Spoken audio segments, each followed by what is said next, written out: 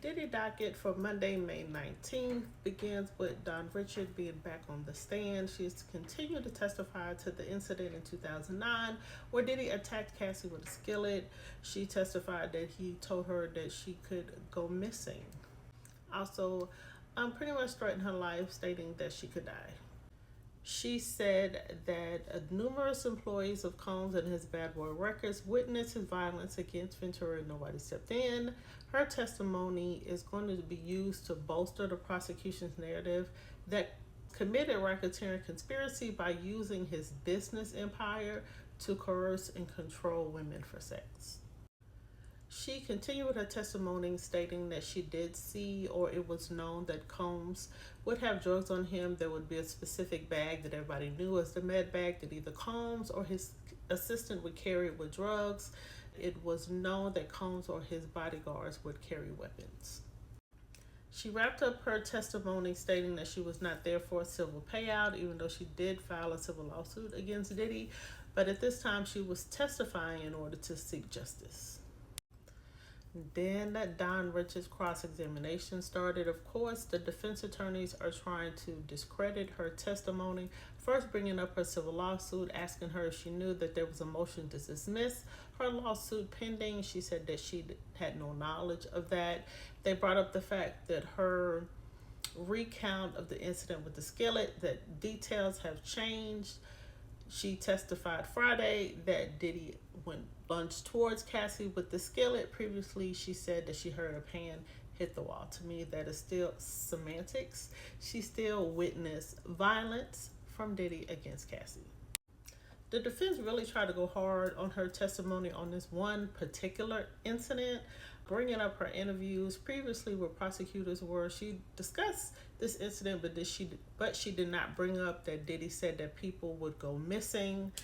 She simply said that she didn't remember it, that her current testimony is what she recalls at this time. They also questioned her about her testimony, saying that she saw Diddy with drugs and guns, which was not included in any of her previous interviews. She simply said that as time progressed, she had a better understanding of what happened because it was so long ago. They are really taking jabs into her testimony, consistencies between her testimony and her previous interviews. The defense is going with the theory that Don is using this opportunity to go after Diddy because she blames him for her career not taking off the way it should, the issues with Danity Kane and the issues with Diddy Dirty Money, that this is her way to get back at Diddy. She uses just to discredit her testimony, that people shouldn't believe her because she has an ulterior motive. Despite the attacks to her credibility, Don does make it clear that she experienced a lot of trauma. Maybe the issues with her remembering every single detail between each interview and her testimony, that she experienced her own trauma being threatened by Diddy, that she did continue to work with him despite what she saw. So that was a moment of contention. She is just here to testify, to be made whole again. The defense brings up, you mean financially? She says yes. Next up on the stand is Kelly Morgan, Cassie's former best friend, who was around in the early days when Cassie still lived in New York. She was around when Cassie and Diddy first got together. She said the reason why they're not friends anymore is because Diddy did assault her. She's only here to testify because she has been subpoenaed. She did not want to testify. She stated that she has moved on with her life. She testified of two particular instances where she saw Diddy be violent with Cassie. One was while they were on vacation in Jamaica. She saw him drag her, hit her. The second one was when they were back in Los Angeles. But this particular instance, she did try to get the bodyguard to help her with what was going on because Diddy was attacking Cassie. The bodyguard refused. She testified that she tried to reason with Cassie to leave him, but Cassie replied that he had control of her career, that she did not see a way out. She did testify to the time that Diddy physically attacked her.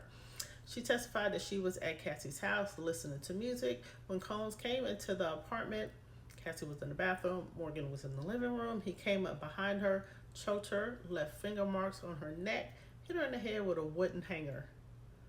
She testified that Diddy was ranting about Cassie cheating on him. She did end up with a concussion. She went to urgent care, noting that she was dizzy and vomited a few times.